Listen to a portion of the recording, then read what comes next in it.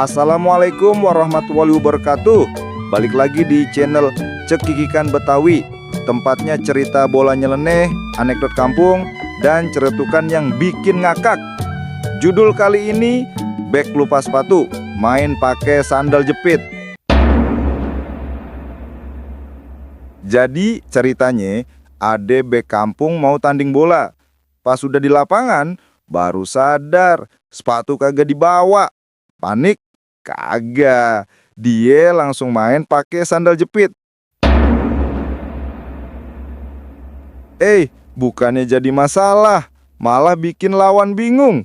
Bola ditendang, sandal jepitnya ikutan terbang. Penonton ngakak. Itu gol apa sandal nyasar, Bang?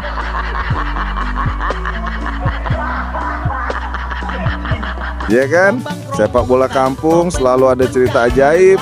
Jangan lupa like, komen, dan subscribe biar channel Cekikikan Betawi makin rame, makin banyak yang ketawa bareng kita.